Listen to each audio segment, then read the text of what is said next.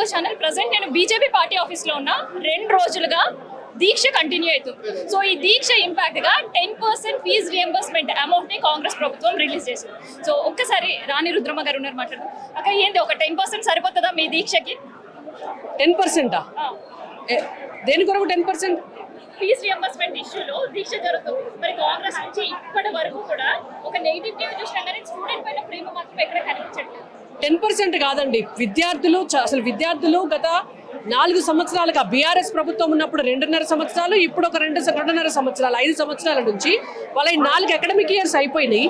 వాళ్ళకి ఫీజులు ప్రభుత్వం నుంచి చెల్లించాల్సిన డబ్బు కాలేజీలకు చెల్లించకపోవటం వల్ల వాళ్ళకి కంప్లీట్గా కూడా వాళ్ళ సర్టిఫికెట్స్ తీసుకునే పరిస్థితి లేదు. వాళ్ళ సర్టిఫికెట్స్ రాకపోవడం వల్ల పై చదువులు చదవలేకపోతున్నారు విద్యార్థులు. అలాగే ఎక్కడైనా ఉద్యోగాన్ని కూడా అప్లై చేసుకునేటువంటి పరిస్థితి లేకుండా అయిపోయింది. ఖచ్చితంగా 100% ఏదైతే బకాయిలు ఉన్నాయో ప్రతి రూపాయి కూడా కాంగ్రెస్ ప్రభుత్వం రిలీజ్ చేయాల్సిందే. ఆ రిలీజ్ చేయడం కొరకు ఇన్నాళ్ళుగా వాళ్ళకి అనేక రకాలుగా చెప్పినాం.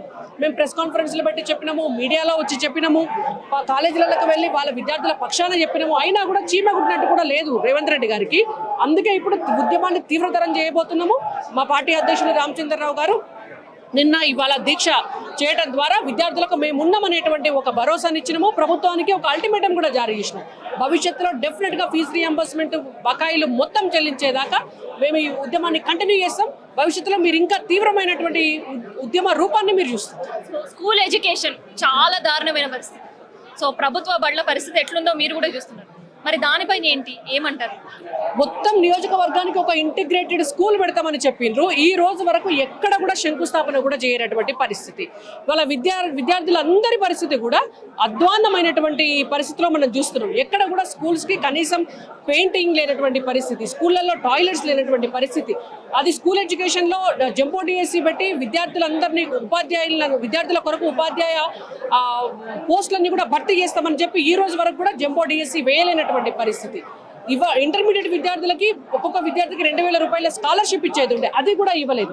యూనివర్సిటీలలో ఎక్కడ కూడా పర్మనెంట్ అధ్యాపక నియామకాలు జరగలేదు.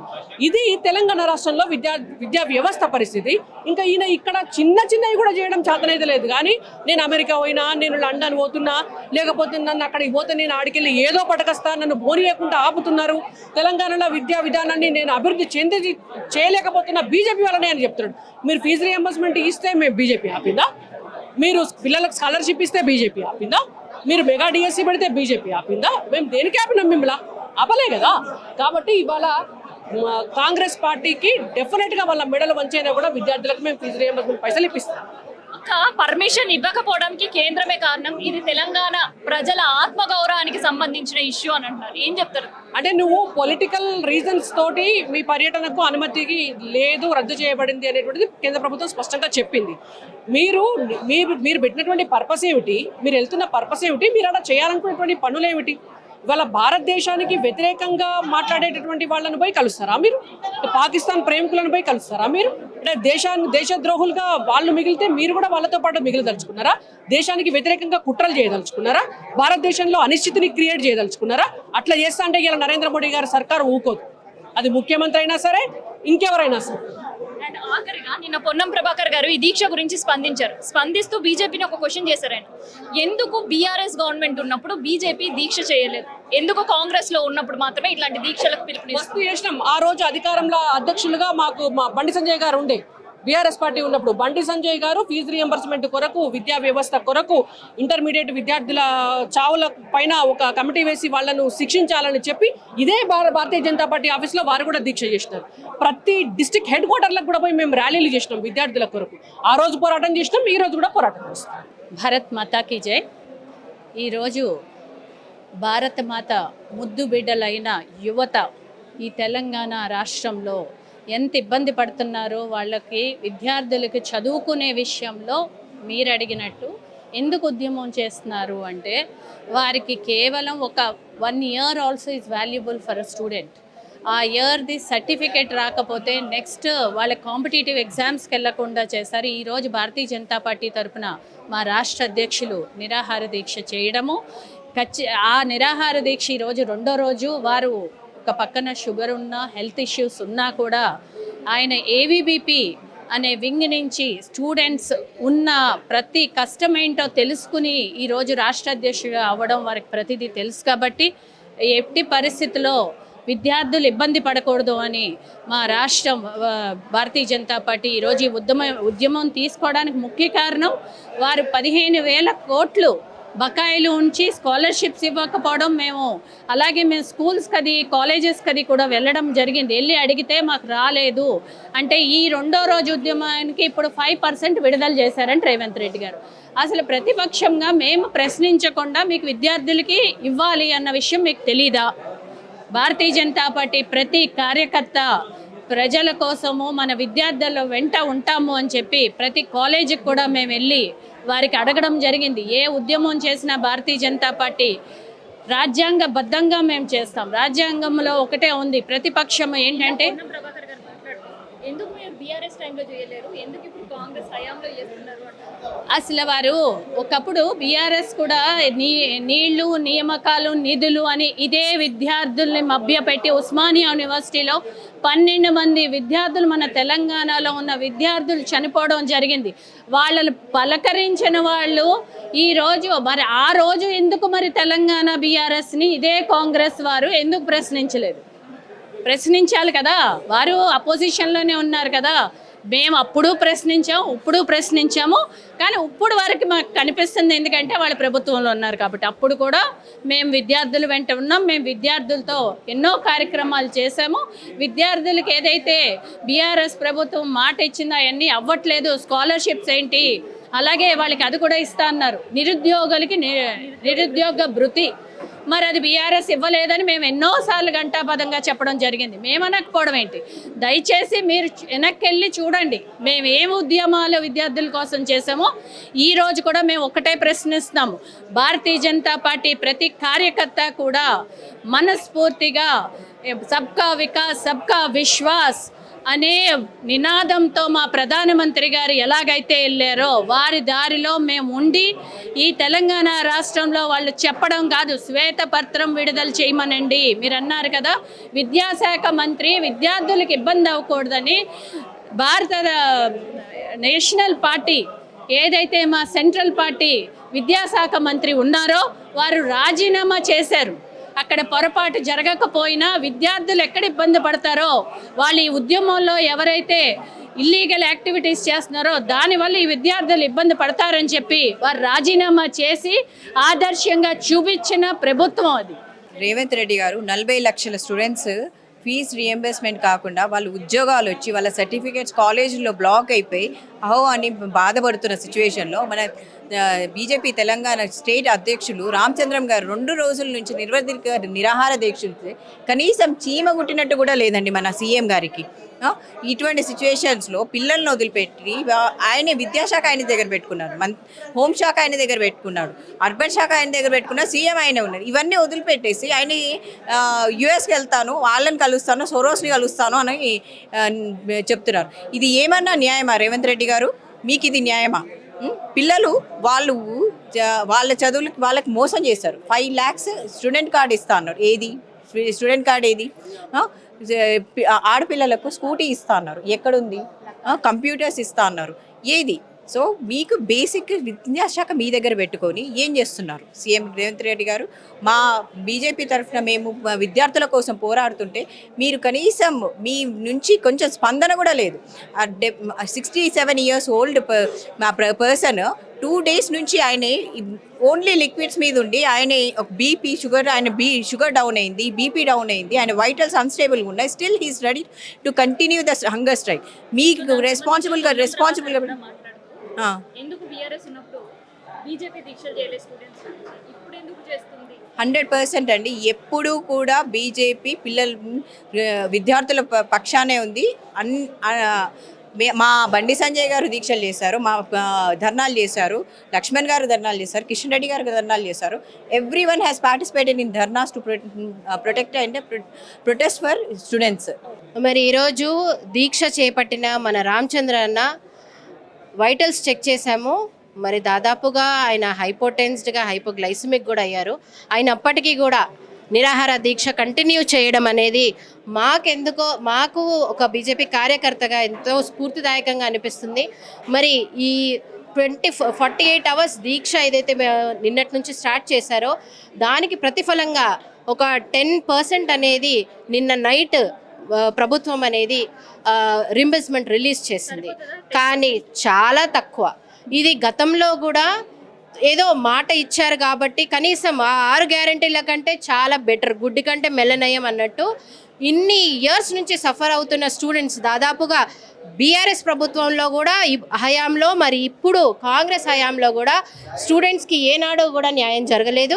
మరి దాంట్లో ఒక 10% అంటే అసలు ఎవరికి అందుతుంది, ఎవరికి అందుతలేదు, అసలు ఈ ట్రాన్స్పరెన్సీ కూడా మనము చూడలేము. ఎందుకు అంటే మీరు యాజ్ అ మీడియా పర్సన్గా కావచ్చు, పొలిటికల్ స్టాండ్గా మేం కావచ్చు, అది కూడా డీబీటీ అంటే పర్సనల్ స్టూడెంట్స్ అకౌంట్లో పడతాయి కాబట్టి మరి ఏ సెక్షన్ ఆఫ్ స్టూడెంట్స్కి పడతాయి, మరి ఏ ఇయర్స్ అంటే అకాడమిక్ ఇయర్ ఏ ఇయర్ వాళ్ళకి పడతాయి అనేది కూడా ఎవరికి కూడా తెలియదు. ఏదో 10% రిలీజ్ చేశామా అంటే రిలీజ్ చేశాం. ఇదే ధోరణ. ఈ కాంగ్రెస్ అంటేనే నమ్మక ద్రోహం. వాళ్ళ మాటలే పిచ్చి మాటలు, అందరినీ మాయబెట్టించే మాటలు. మరి ఇటువంటి గవర్నమెంట్ని ప్రజలందరూ కూడా మీ మీడియా తరఫున, మీ మీడియా నుంచి వాళ్ళందరూ కూడా నేను రిక్వెస్ట్ చేస్తున్నా, ప్రజలు ఓటేసేటప్పుడు కనీసము వ్యక్తిని చూసి, పార్టీని చూసి ఓటు వేయండి. దాని యొక్క హిస్టరీ చూసి ఓటు వేయండి. ఈ గ్యారంటీలు లేక మరి ఇప్పుడున్న స్టూడెంట్స్కి ఏవైతే అన్యాయం జరుగుతుందో దానికి 100% ప్రభుత్వమే గ్యారంటీ తీసుకోవాలి. ఎందుకంటే ఇంతమంది ఆత్మహత్యలు చేసుకున్నప్పటికీ కూడా వాళ్ళ దాంట్లో సీరియస్నెస్ లేదు, చలనం లేదు అంటే చాలా చాలా సిగ్గుచేటు. ఇక్కడ రామచందర్ అన్న హంగర్ స్ట్రైక్ చేస్తున్నారంటే మన భారతదేశంలో ఏంటంటే కాంగ్రెస్ అంతా 70 సంవత్సరాల నుండి ఈ పార్టీని ఎగుతున్నాం. ఇప్పుడు రాహుల్ గాంధీ వచ్చిండు. ఏంటంటే అసలు స్టూడెంట్ అంటే తెలియదు, చదువు అంటే తెలియదు, ఎడ్యుకేషన్ అంటే తెలియదు. ఆయన ఫారెన్లో చదివచ్చిండు కాబట్టి ఏం తెలియదు. దాంతోపాటు ఇప్పుడు కొత్తగా తెలంగాణలో మన రేవంత్ రెడ్డి అన్న ఈ గత 3 సంవత్సరాల నుండి రేవంత్ రెడ్డి అన్న ఏం చేస్తున్నాడంటే చెరువులు అవి ఇవి అని ఎన్నో తవ్విచ్చేసిండు, ఎన్నో ఇండ్లు కూలగొట్టేసిండు. కానీ స్టూడెంట్స్కి అన్యాయం జరుగుతుంది, రైతులకు అన్యాయం జరుగుతుంది. మన భారతదేశ వెన్నుముక్క ఎవరంటే మన రైతులు ప్లస్ మన స్టూడెంట్స్. వాళ్ళు లేకపోతే మనం ఏం చేయలేము. ముఖ్యంగా గుర్తుంచుకోవాల్సింది రేవంత్ రెడ్డి అని ఏంటంటే మన స్టూడెంట్సే మన వెన్నుముక్క. వాళ్ళు ఉంటేనే మనము పాశ్చాత్య దేశాలకైనా ఎక్కడైనా ఎడ్యుకేషన్ పర్పస్లో పిల్లలు వెళ్తే మన దేశం పట్ల ఇప్పుడు ఆదరణీయ నరేంద్ర మోడీజీ గారు ఉన్నారు. మన దేశాన్ని వికసిత్ భారత్గా చూపిస్తున్నారు మనకి, మనం చూస్తున్నాం. అది గత 70 సంవత్సరాల నుండి లేదు. ఇప్పుడు ఇక్కడ ఫీజు రియంబర్స్మెంట్ గురించి అవస్థలు పడుతున్నారు. ఓకే, మీరేమో దీక్షలు చేస్తున్నారు బీజేపీ, కానీ ఎందుకు దీక్షలు చేసే వరకు ఖాళీ కూర్చొని కళ్ళు మూసుకొని కనిపించినట్టు బిహేవ్ చేస్తున్నారు? అంటే రేవంత్ రెడ్డి అన్న కళ్ళు లేవు కదమ్మా. కళ్ళు ఉంటే రేవంత్ రెడ్డి అన్నకి స్టూడెంట్స్ బాధ అర్థమయ్యేది, ప్రజల బాధ అర్థమయ్యేది. ఆయన ఏంటంటే భూమి కబ్జా గురించే వచ్చిండు. ప్రస్తుతానికి ఆయన భూమి కబ్జా గురించే వచ్చిండు తెలంగాణకి. కబ్జా అంతా చేసుకొని వెళ్ళిపోతాడు.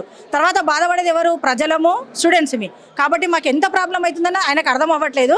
ఆయన ఏంటంటే గుడ్డి కళ్ళతో పనిచేస్తున్నాడు. ఆయనకు 4 అద్దాలు లేవు, కానీ అద్దాలు పెట్టుకోవాలి. ఆయన ఆ అద్దాలు పెట్టుకొని పనిచేయాలి. మన ప్రజలలో చూడండి, ప్రతి ఒక్కరికి తెలుసు బీజేపీ ఎంత పని చేస్తుంది. బీజేపీ కార్యకర్తలు ఇప్పుడు రామచంద్ర అన్న ఈ నిరాహార దీక్ష ఎందుకు చేస్తున్నారంటే ప్రతి ఒక్కరికి న్యాయం జరగాలని. మన దేశంలో ఉన్న ఇప్పుడు మన రాష్ట్రంలో ఎవరెవరు పిల్లలు ఉన్నారో అందరికీ న్యాయం జరగాలనే అన్న అంత దీక్ష పూనుకున్నారు. మేమందరం తప్పకుండా అన్నకు మద్దతు ఇస్తాము, బీజేపీకి మద్దతు ఇస్తున్నాము. రేవంత్ రెడ్డి అన్నకు ఒకటి ఏం చెప్పాలనుకుంటున్నామంటే తొందరగా మీరు ఎంత వీలైతే అంత వీలుగా మీరు రిజైన్ ఇచ్చేయండి. రిజైన్ ఇచ్చేస్తేనే ఈ తెలంగాణలో ప్రజలు సుఖశాంతులతో బ్రతుకుతారు. ఎందుకంటే మీ అంత అష్టదరిద్రం పరిపాలన ఇంకొకరిది లేదు. ఇది అందరికీ ప్రజలకు తెలుసు, తెలంగాణలో ప్రతి ఒక్కరికి తెలుస్తుంది, చూస్తున్నారు. కాబట్టి మీరు ప్రతి ఒక్క గుండెల్లో చూడండి, భారతదేశంలో ఎవరున్నా కానీ అందరికీ మన బీజేపీ తిరంగానే ఎగురుతున్నది. కాకపోతే ఎప్పుడైతే మీరు వస్తున్నారో వచ్చి ఎలక్షన్స్ టైంలో మీరు ఓటుకి ఎంఆర్పి ఇచ్చి గెలుస్తున్నారు. అది కాదు పద్ధతి. ఓటుకి ఎంఆర్పి ఇవ్వకుండా మీరు న్యాయపూర్తిగా గెలవండి, మాలాగా బీజేపీ వాళ్ళలాగా. అప్పుడు మీకు అర్థమవుతుంది. కాంగ్రెస్ సర్కార్ అనేది ఒక ఊసరవల్లి ప్రభుత్వం అన్నది మేము క్లియర్గా తెలియజేస్తుంది. ఎందుకంటే ఓట్లు కావాలి అంటే ఇంటింటికి పోతారు, ఊర్లకి పోతారు, భిక్షం ఎత్తుకుంటారు ఓట్ల కోసం. మరి ఈ రోజున విద్యార్థుల భవిష్యత్తు కోసం వాళ్ళు బయట పోయి ధర్నాలు చేస్తున్నా, మేము దీక్షలు చేస్తున్నా కూడా పట్టించుకోలేని ప్రభుత్వానికి ఏమంటారు? అంత పొగరు, అంత నిర్లక్ష్యం.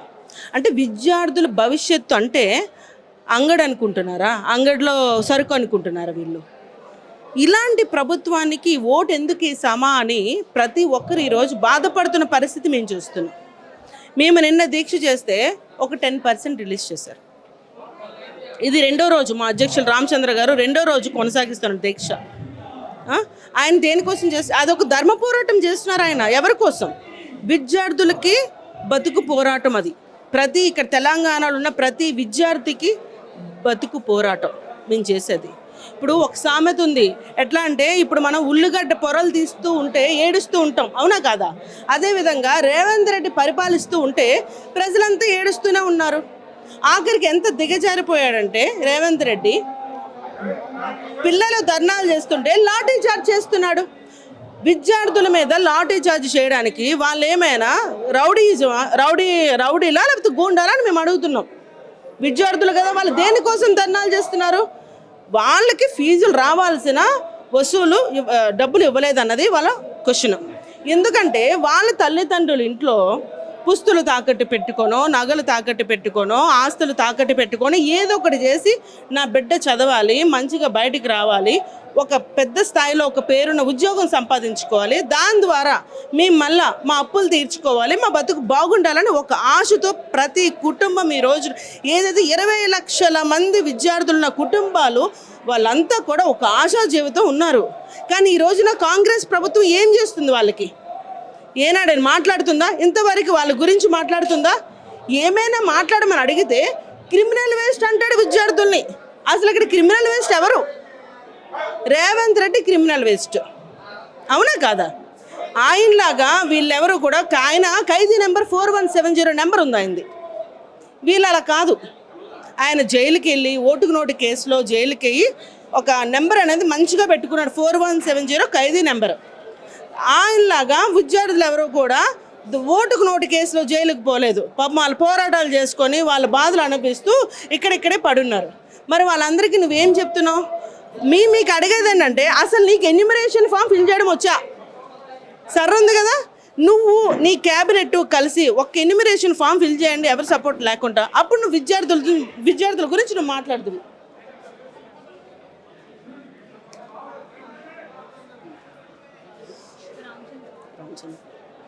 అప్పుడు నువ్వు విద్యార్థుల గురించి మాట్లాడుతుంది. మింగడానికి మెతుకులు లేవు కానీ మీసానికి సంపెంగి నూనె అన్నట్టుంది నీ వ్యవహారం. ప్రచారాల కోసం మీకు డబ్బులు వస్తాయి, బాగా డబ్బులు వస్తాయి. నీ క్యాబినెట్ అంతా హెలికాప్టర్లో చక్కర్లు తిరగడానికి మీకు డబ్బులు వస్తాయి, లండన్లకి యుఎస్కి వెళ్ళడానికి మీకు డబ్బులు వస్తాయి. కానీ 15,000 కోట్లు విద్యార్థులకు ఇవ్వాల్సిన బకాయిలు చెల్లించడానికి మాత్రం నీకు డబ్బులు రావు, మనసు రాదు. గాంధీ ప్రాజెక్టుకి డబ్బులు వస్తాయి, కమర్షియల్స్ బిల్డింగ్స్ కట్టడానికి డబ్బులు వస్తాయి, అన్ని ప్రాజెక్టుకి డబ్బులు ఉంటాయి. మరి దీనికి ఎందుకు లేవు అని అడుగుతున్నాం మేము. ఇది మేము చేసేది ధర్మ పోరాటం.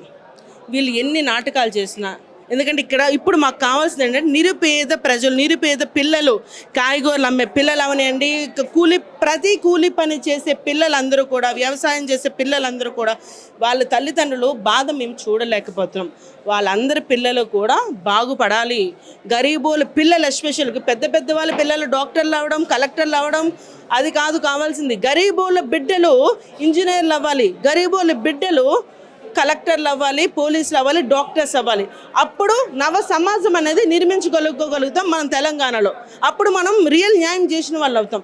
కానీ కాంగ్రెస్ సర్కార్ ఉన్నంత కాలం ప్రజలకి అన్యాయం జరుగుతూనే ఉంటుంది, ఇంకా విద్యార్థుల బతుకు అస్తమయంగానే ఉంటుంది. కాబట్టి ఈ పోరాటం అనేది ఈ రోజుకి ఆగినా మళ్ళీ దీన్ని మేము కొనసాగిస్తూనే ఏదో ఒక పోరాటం చేస్తూ ఖచ్చితంగా కాంగ్రెస్ పునాదుల్ని మేము కదిలించే వరకు మేము ఆగం.